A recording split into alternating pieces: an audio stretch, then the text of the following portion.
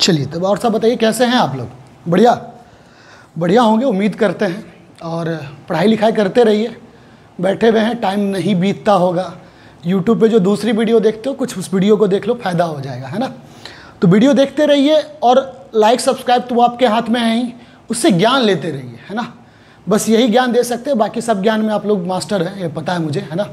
तो ज्ञान लेते रहिए और जो भी दिक्कत हो, वीडियो पर कहीं भी डाउट हो, नीचे कमेंट सेक्शन है, आप कमेंट सेक्शन में डाल दीजिए, मैं उसका सॉल्यूशन आपको उस कमेंट सेक्शन में दे दूंगा। हो सके तो उसका पीडीएफ भी आपको कमेंट सेक्शन में दे दिया जाएगा अगर पॉसिबल हुआ तो, ठीक है। तो उससे बनाते रहिए, पढ़ते रहिए, थोड़ा बहुत करते रहना चाहिए। ये तो अचानक से जब सब कुछ टूट जाता है तो आपको समझ में आता होगा लॉकडाउन में कितना ख़राब लगता है ना। चलिए फिर आज का टॉपिक है आपका कैलेंडर। स्टार्ट करते। कैलेंडर में देखिए सबसे पहले चीज़ होता क्या है, तो कैलेंडर जो होता है वो बेसिकली हमारे पास 3 टाइप का आता है, ठीक है। सबसे पहला जैसे नेशनल कैलेंडर की अगर बात करते हैं, तो नेशनल कैलेंडर जो होता है वो हमारा क्या होता है, शक संवत। इसके बाद आता है विक्रम संवत,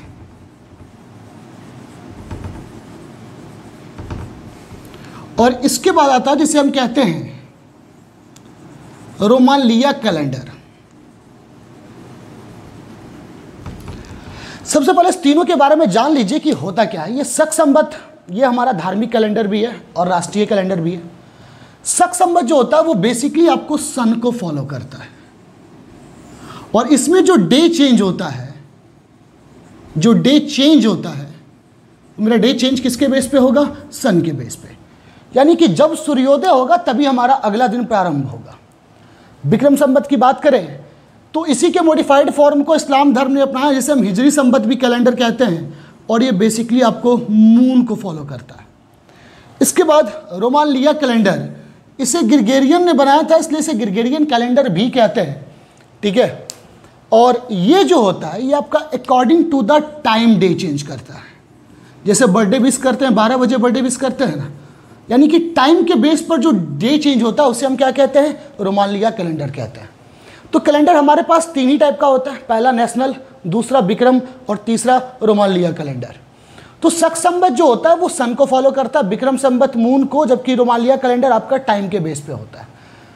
कैलेंडर जो होता है वो बेसिकली हमारे पास 2 टाइप का होता है। एक होता है जिसे हम कहते हैं नॉर्मल ईयर, और दूसरा होता है जिसे हम कहते हैं लीप ईयर। एक क्या हो गया आपका नॉर्मल ईयर और दूसरा क्या हो गया, लीप ईयर। हिंदी में से कहें तो इसे साधारण वर्ष भी कहते हैं, साधारण वर्ष,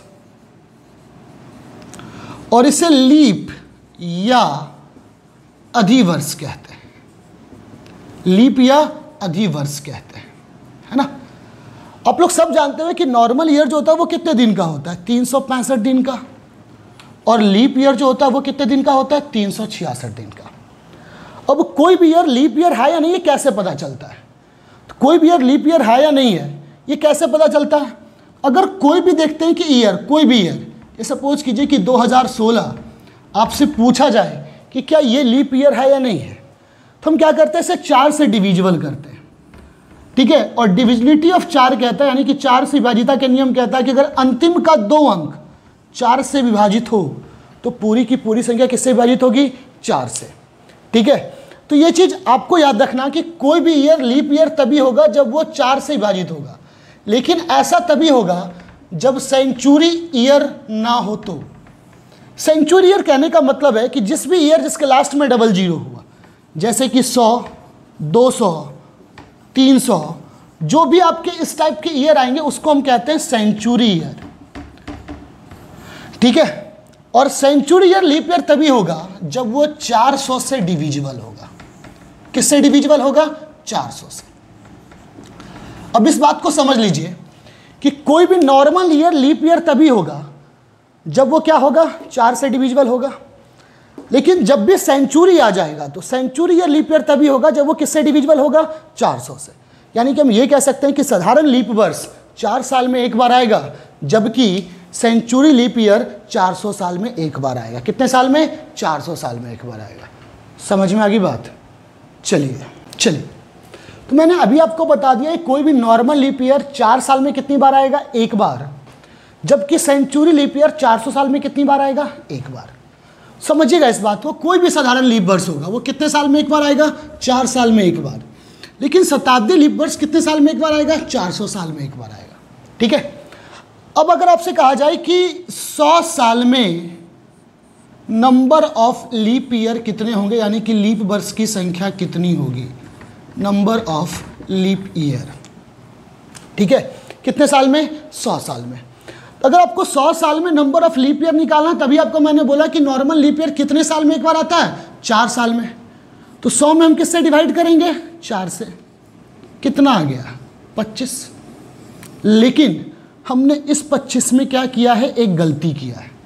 गलती क्या किया है, चूंकि आपको पता है कि 100 जो है वो मेरा क्या है, सेंचुरी ईयर है कि नहीं है। अगर ये सेंचुरी ईयर है तो अही मैंने बोला कि सेंचुरी लीप ईयर तभी होगा जब वो किससे डिविजिबल होगा, 400 से। तो क्या ये 100 400 से डिविजिबल है क्या, नहीं, लेकिन 100 इस 4 से क्या है, डिविजिबल है। 100 इस 400 से डिविजिबल नहीं है, लेकिन 100 इस 400 से डिविजिबल है।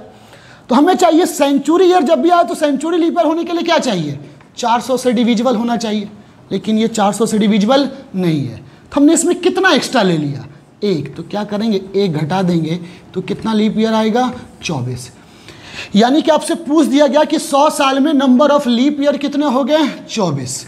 ठीक है, याद रखिएगा इसको कि 100 साल में जब भी नंबर ऑफ लीप ईयर होंगे तो कितने होंगे, 24। इस क्वेश्चन को आपसे घुमा के ही पूछेगा कि how many 29 February in 100 year, ऐसे कितने साल है जिसमें 29 फरवरी आता है, तब भी इसका आंसर यही होगा। ठीक है, अब सपोज कीजिए कि आपसे पूछ दिया गया कि 500 साल में, कितने साल में, 500 साल में कि कुल कितने नंबर ऑफ लीप ईयर होंगे। ये आपको पता है कि 100 में कितने होते हैं, 24 होते हैं। 100 में कितने होते हैं, 24। तो जब 100 में 24 होंगे तो ये तो आपको पता होगा 500 में कितने होंगे भाई, 24 गुना 5। ठीक है, तो 24 गुना 5 कितना हो गया, 120। यहां तक सबको समझ में आ गई बात। 100 साल में कितने लीप ईयर होते हैं, 24। अभी हमने यहां से निकाला कि 100 साल में कितने होते हैं, 24। तो 100 में 24 तो 500 में कितना, 24 इंटू 5 कितना हो गया, 120। अगर आपसे कहा जाए कि भाई इस 500 में हमने सेंचुरी लीप ईयर को तो काउंट किया नहीं है, बिल्कुल काउंट नहीं किया है, तो इसमें सेंचुरी लीप ईयर कितने होंगे, सेंचुरी लीप ईयर कितने होंगे। अभी आपको पता है कोई भी सेंचुरी लीप ईयर कितने साल में एक बार आता है, 400 साल में। तो 500 साल में कितना सेंचुरी लीप ईयर आएगा, 1।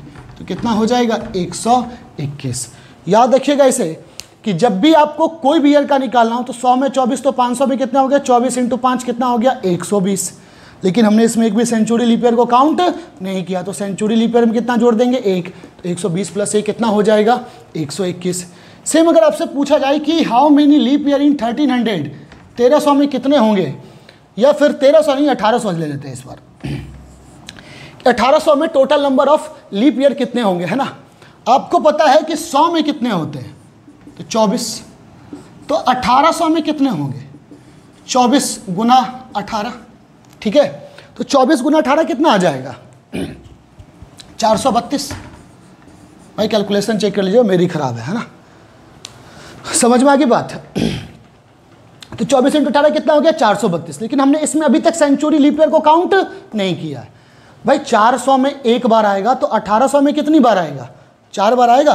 तो 432 में 4 जोड़ देंगे, कितना आ गया, 436। कितना आ गया, 436। समझ में आ गई बात, क्लियर, पक्का।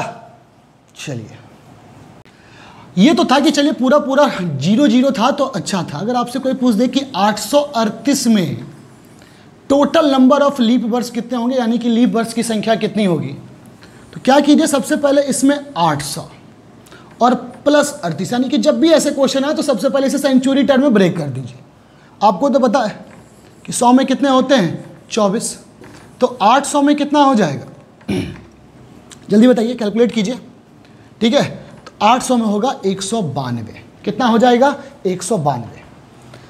100 में 24 तो 800 में कितना हो गया, 192। इसमें सेंचुरी लीप ईयर कितना होगा, सेंचुरी लीप ईयर ऑब्वियसली कितना हो गया, 2। तो 192 प्लस 2 कितना हो गया, 194 हो गया। ठीक है, 192 प्लस 2 कितना हो गया, 194 हो गया। अब 38 का कैलकुलेट करेंगे तो सीधे किससे डिवाइड कर देते हैं, 4 से। कितना आ जाएगा 9, टोटल कितना आ जाएगा 203। सेम इस तरह से कोई भी नंबर आप कैलकुलेट कर सकते हैं। जैसे आपसे कहा गया कि 1784 में total number of leap year क्या होते हैं, किसमें 1784 में। सबसे पहले देखिए इसका सेंचुरी ईयर क्या होगा, 1700 प्लस कितना हो गया 84, 100 में कितना हो गया 24, ठीक है। तो फिर 17 में कितने हो जाएंगे भाई, ठीक है, तो 17 में कितने हो जाएंगे 408, ठीक है। 100 में 24 तो 17 में कितने हो जाएंगे 408। अब सिर्फ और सिर्फ अब 1700 में ये देखते हैं कि सेंचुरी ईयर बचा कितना, सेंचुरी ईयर्स में कितना आएगा 400 में 1 तो 1700 में 4 और 84 में total number of leap year कितने होंगे 21। जोड़ दीजिए इसे, तो जोड़ दीजिएगा तो कितना आ जाएगा 433, कितना आ जाएगा 433। समझ में आ गई बात। चलिए अब एक ये तो हो गया कि आपको कहा जा रहा है यदि 21 अप्रैल 2020 यदि ट्यूसडे है तो 21 अप्रैल 2021 कौन सा दिन होगा। आपसे यही चीज पूछा जा रहा है कि यदि 21 अप्रैल 2020 कौन सा दिन है, ट्यूसडे है, तो 21 अप्रैल 2021 कौन सा दिन होगा, है ना। सब जानते होंगे कि भाई ये कौन सा दिन हो जाएगा, वेडनेसडे, है ना। कौन सा दिन होगा, वेडनेसडे। आखिर रीजन क्या है कि ये बदलता है तो एक दिन बदलता है, और बदलता है तो एक ही दिन क्यों, 2-4 दिन क्यों नहीं बदल जाता, है ना। तो सबसे पहले इसको सोचिएगा कि अगर नॉर्मल ईयर की बात करें तो नॉर्मल ईयर में कितने दिन होते हैं, 365 दिन होते हैं। कितने दिन होते हैं, 365 दिन। तो आप कहिएगा सर यहाँ पे 2020 तो लीप ईयर है। बिल्कुल, ये लीप ईयर तब माना जाता जब ये फरवरी से 29 फरवरी से पहले का कोई डेट दिया गया होता, लेकिन जब 29 फरवरी ये बीत जाएगा तब ये लीप ईयर में काउंट बेसिकली उसको लिया नहीं जाता। तो ये नॉर्मल ईयर में कितने दिन होते हैं, 365 दिन। 365 में किससे डिवाइड करेंगे, 7 से। 7 से क्यों डिवाइड करते हैं, क्योंकि हमारा वीक कितने दिन का होता है, 7 दिन का। और ये 7 दिन के बाद फिर से क्या करता है, रिपीट करता है। जैसे मंडे फिर कितने दिन के बाद रिपीट करेगा, तो 7 दिन के बाद। तो 365/7 करेंगे तो रिमाइंडर कितना आएगा, 1। रिमाइंडर कितना आएगा, अगर ये 1 नहीं आता तो हमारा डे भी चेंज नहीं करता, और यही 1 एक्स्ट्रा डे आया जिसके चलते हमारा एक दिन क्या हुआ, चेंज किया। अगर लीप ईयर की बात करते तो लीप ईयर में कितने दिन बदलते हैं, 2। इसका रीजन ही यही है कि 366 में अगर हम 7 से भाग करेंगे तो रिमाइंडर कितना आएगा, 2। रिमाइंडर कितना आएगा, 2 आएगा, है ना। तो दिन बदलने का सबसे बड़ा कारण ही होता है ये एक्स्ट्रा डे, है ना। बदलने का दर्द आप समझ सकते हैं, लेकिन फिर भी कि जितना याद रखिएगा कि जितना एक्स्ट्रा दिन आएगा उतना ही आपका क्या होगा, दिन बदलेगा। जैसे कोई भी आपसे पूछ दिया गया कि 503 दिन के बाद कितना दिन बदलेगा, है ना, तो 503 में किससे डिवाइड करेंगे, 7 से डिवाइड करेंगे। और जब 7 से डिवाइड करेंगे तो रिमाइंडर इसमें कितना आएगा, 6। रिमाइंडर कितना आएगा, 6। यानी कि रिमाइंडर 6 का मतलब कितना दिन चेंज करेगा, 6 दिन चेंज करेगा। तो अगर किसी भी डे के बेस पर एक्स्ट्रा डे निकालना हो, यानी कि अतिरिक्त दिन निकालना हो, तो हम किससे डिवाइड करेंगे, 7 से डिवाइड करेंगे। अगर मंथ की बात करते हैं तो जनवरी मंथ में कितने दिन होते हैं, 31 दिन होते हैं। अतिरिक्त दिन कितना आएगा, 7। किससे डिवाइड करते हैं, 7 से। रिमाइंडर कितना आ गया, 3। अगर फरवरी की बात करें तो फरवरी में कितने दिन होंगे, या तो 28 या तो 29। 28 में कितने होंगे, 0, और 29 में कितने होंगे, 1, है ना। तो समझ में आ गई बात। तो याद रखिएगा इसको कि जनवरी 31 है तो कितना हो गया, 3। फरवरी 28/7 के रिमाइंडर कितना आ गया, 0। 29 में 7 से बात करेंगे तो रिमाइंडर कितना आ गया, 1। अगर अप्रैल की बात करें तो अप्रैल में कितने दिन होते हैं, 30। किससे डिवाइड करेंगे, 7 से, तो रिमाइंडर कितना आएगा, 2, है ना। एक चीज़ समझ लीजिए कि वैसे महीने जिसमें 31 दिन आएंगे उसमें 3 दिन होंगे, 30 होंगे तो 2, 29 होंगे तो 1, और 28 होगा तो 0 अतिरिक्त दिन होंगे, है ना। अब देखिए, यानी कि समझ लीजिए कि कोई भी नॉर्मल ईयर में एक्स्ट्रा डे कितना होगा, 1, और लीप ईयर में एक्स्ट्रा डे कितना होगा, 2। और यही कारण है कि नॉर्मल ईयर में कितना दिन चेंज करता है, 1, और लीप ईयर में कितना दिन चेंज करता है, 2। समझ में आ गई बात। तो जब भी अगर डे के बेस पर आपको एक्स्ट्रा डे निकालना हो तो सीधे क्या कीजिए, उसे 7 से भाग दे दीजिए, जो आ गया रिमाइंडर उतना ही दिन क्या करेगा, चेंज करेगा। समझ में आ गई बात। चलिए फिर आज के लिए इतना काफ़ी है। आप वीडियो देखते रहिए, सब्सक्राइब करते रहिए, लाइक करते रहिए, ठीक है। इस तरह से आगे बढ़ते रहेंगे। और कोई भी डाउट हो कमेंट सेक्शन में, आपके कमेंट सेक्शन के जितने टॉपिक होंगे सारे कवर होंगे, बस पेशेंस रखे रहिए, ठीक है। धीरे धीरे सारे टॉपिक को कवर कर दिया जाएगा, ठीक है। चलिए।